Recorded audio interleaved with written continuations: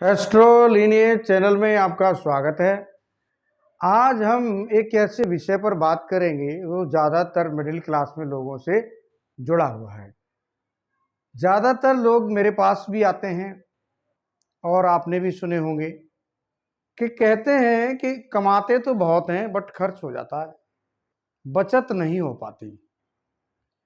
और ये middle class में तो है ही ज़्यादा, लेकिन अपर क्लास में भी कुछ लोग ये कहते हैं कि पैसा रुकता नहीं। तो ये किस तरह के योग होते हैं? क्या ये कुंडली में योग होते हैं, उन्हीं के कारण से होता है, या फिर अपने आप इस तरह के लोगों के नेचर होते हैं? तो चूंकि ज्योतिष में तो हम जो भी बताएंगे वो कुंडली से ही बताएंगे और वहीं पर उन सवालों को ढूंढने की कोशिश करेंगे कि कारण क्या है। तो आपके सामने जो ये कुंडली है वो कन्या लग्न की कुंडली है और सूर्य लगन पर ही बैठे हैं। और यहां के जो स्वामी हैं वो बनते हैं बुध और वो बैठ गए धन भाव में।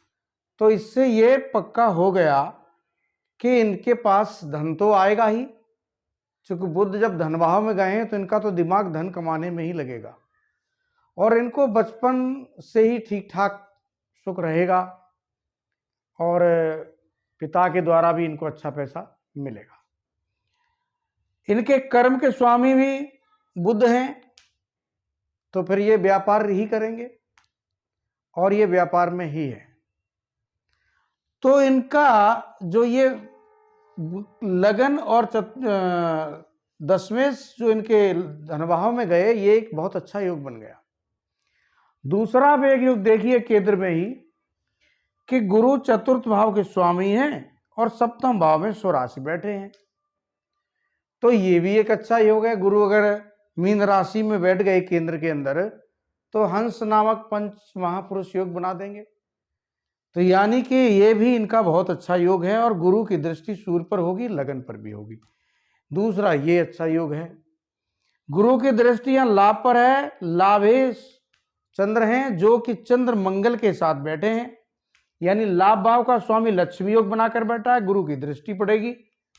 ये भी बहुत अच्छा योग है। ऐसे लोग बहुत सोने चांदी से बहुत पैसा कमाते हैं।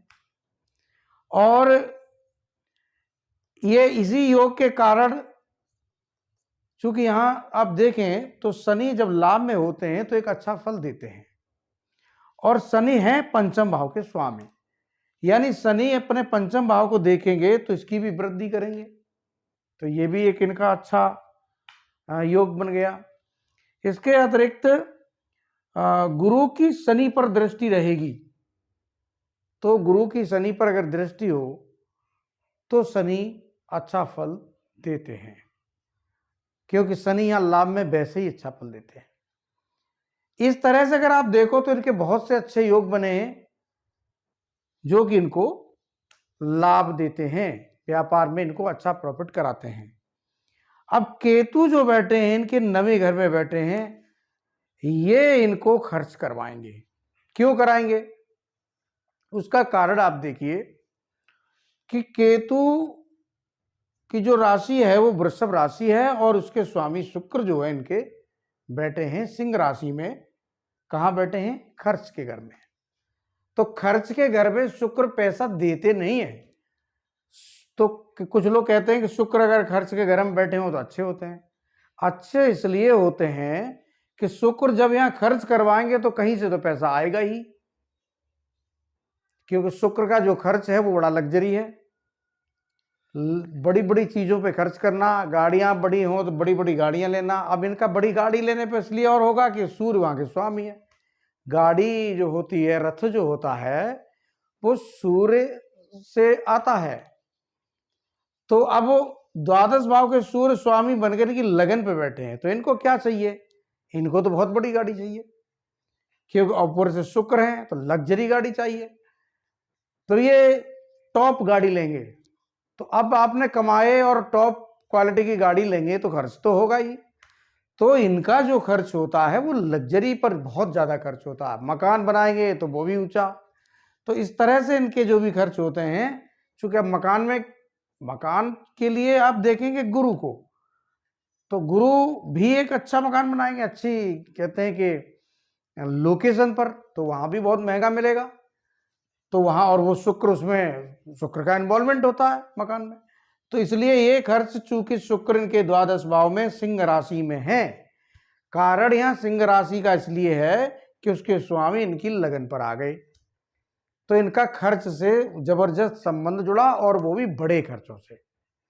तो ये कहते हैं कि इनकी कमाई बहुत है लेकिन खर्च बहुत होता है। तो खर्च जो होता है वो इनका लग्जरी पर होता है, और बिना उसके ये रह भी नहीं सकते, क्योंकि गुरु की दृष्टि लगन पर पड़ जाए तो वैसे ही घमंड आ जाता है, और अगर वहां सूर्य बैठे हों और गुरु की दृष्टि पड़ जाए तो और घमंड आ जाएगा।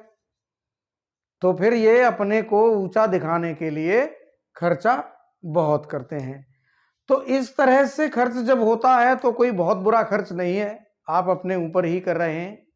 कभी कभी ऐसा खर्च भी होता है कि जो बीमारियों पर होता है, तो वो भी इनका खर्च होगा, क्योंकि द्वादश भाव बीमारी का भी है, विदेश यात्रा का भी है। तो जैसे ही ये कोई विदेश यात्रा वगैरह करेंगे, इनको बीमारी का खर्च आने लगेगा, और वहां से इनको बीमारी पर पैसा खर्च होगा, और वो भी सूर्य के कारण एक बड़ा पैसा ही खर्च होगा। तो इस तरह से इनके जो खर्च के योग हैं। दूसरा, आप भाग्य से तो ये शुक्र दिखा ही रहे हैं, लेकिन आपके धनभाव के स्वामी भी शुक्र जब द्वादश में जाएंगे तो भी तो खर्च कराएंगे। तो इसलिए धन का स्वामी यदि, अब मैं आपको कुछ सूत्र भी बताता हूं कि धन का स्वामी यदि 12 में चला जाए, 8 में चला जाए और छठे भाव चला जाए तो खर्च होता है। अगर तृतीय भाव जाता है तो खर्च कम होता है और आमदनी थोड़ी मेहनत से होती है। तो इस तरह से खर्च के योग होते हैं। अगर आप लोगों की कुंडली में धन का स्वामी 6, 8, 12, 3 गया है तो खर्च होने की बहुत उम्मीद है। छठे नहीं जाना चाहिए, अगर छठे कोई शुभ ग्रह होकर चला गया है तो खर्च ज्यादा होता है, और अगर पापी ग्रह यहां पर है तो भी खर्च होगा, लेकिन कहीं ना कहीं से धन आ भी जाएगा। लेकिन अगर शुभ ग्रह जाता है और अपनी लगन को ना देख रहा हो तो फिर वहां पर खर्च होने की ज्यादा संभावना रहती है और धन भी कम आता है। तो इस तरह से योग होते हैं।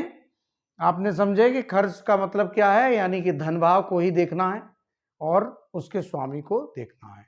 आप लोग चैनल को लाइक करें, सब्सक्राइब करें। धन्यवाद।